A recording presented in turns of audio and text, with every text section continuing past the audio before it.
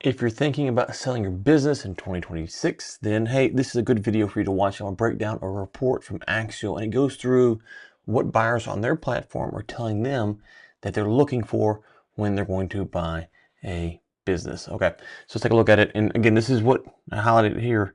This is what they want. Doesn't mean these are deals that are happening. So keep that in mind. Sometimes buyers will kind of talk openly and go, oh yeah, I want to buy a company like this, but at least this is data that we have to go from. And then the other thing is I want to point out to you here is this is from Axial, right? So this is Axial, which is a big platform, has a lot of good information, but in the EBITDA range. Okay, so let's take a look at it here. And this is really important. This is the chart I wanted to focus on more than anything else. So most owners, most businesses are going to find themselves right here, right? That's where most business owners are going to be, in that kind of 500K to $1 million, or even below that actually. So they're going to find themselves right here.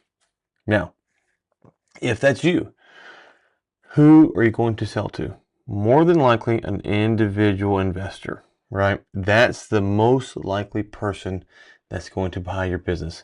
So you will hear a lot about, sell to PE, or a family office, or a big competitor is going to buy me outright. That's not likely going to happen, just statistically speaking. It doesn't mean that it won't happen. It just means that if you're in that range, that's who's going to buy your company, more than likely. Now, the most important thing, I think, right here, I should say, maybe I said most important a minute ago, I don't know. The most important thing, though, seriously, is this. If we look at this line right there, okay, look at this line right here. For almost all categories, let's take a look at them. So PE, where are they heaviest at, right? So here, right, and then here, and then here, right? So up to 10 million in EBITDA, which, most SMBs, if you're, not going to get there, but cool. But a ton of interest between 1 to 3, right? 1 to 3, and then 3 to 5. Here, what, 84%, 90%, which is higher than these two. So far, PE has categories up to 10 million, but the independent sponsor goes up to 5 million. Here, what we got, family office, 89% is 1, 83%. So you can see the trend here, right? A lot of these buyers are going to look for 1 to 3 million in EBITDA. Now, the individual investor is going to be a little bit different. They're going to look, 10% more of them are looking for sub 1 million EBITDA deals, but everyone else. So you got what, two groups here. So you got the individual investor and PE. Now PE is going to err on the side of going big, because there's some big PE groups out there, and the individual investor is going to err on the side of going smaller. At the end of the day, if you're trying to sell your business to attract the most buyers humanly possible, this is the range that you want to be in. Then once you're in that range, there's certain things that you need to do, because just having this number when you have a huge customer concentration issue or owner dependency, like, it doesn't, you might have a ton of buyers, you increase your odds of selling, but you're going to hurt your ability to get a premium offer, even though you find yourself in the highest pool of buyers. So how to get the highest pool of buyers? Get to at least 1 million EBITDA, right? So that's step 1. So let's just start over here. So start over. So 1 million EBITDA, that's step 1. So we're trying to find the most buyers humanly possible for our business.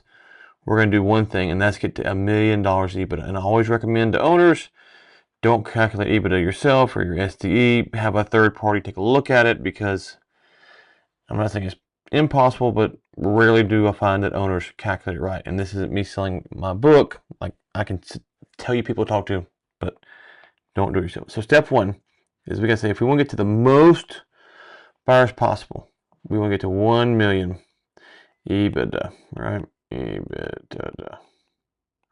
Okay, now step 2 is, that's a terrible one there. My kids are making fun of me for that. Step 2 is going to be, hopefully, while we're building to this 1 million EBITDA, we're going to make sure that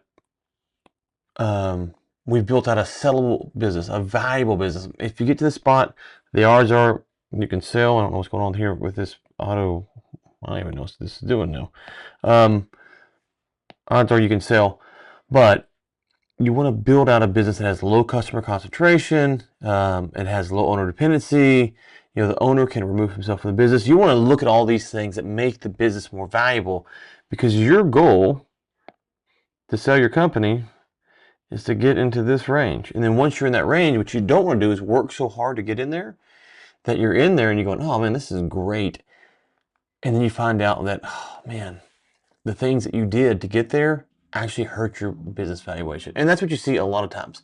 A lot of owners will have companies in this range, but they didn't really do the things to increase their value. And you know, I've talked about this before, but I'll say it again.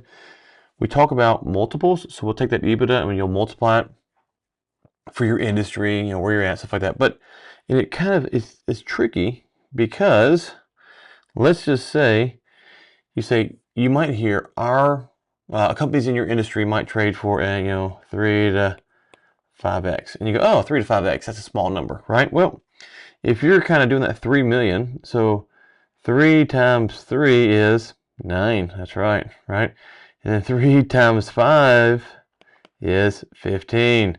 So that's $4 million. $4 million. So if you hear this and you go, oh, well, 3 to 5x, no big deal. Well, it's a huge deal. It could be $4 million by not building a business that's ready to be sold for a premium. So step 1, if you want the most buyers possible, get to that 1 million EBITDA mark. Step 2 is to make sure that you build it premium value, because the premium value is going to change your multiple, and the changing in the multiple could be worth hundreds of thousands or millions of dollars, depending on all the factors involved. But understand you have to do that if you want to sell for a premium. Okay, anything I missed, let me know below, and I've got some more videos like this, so if you got any questions, happy to dig in and explore them for you.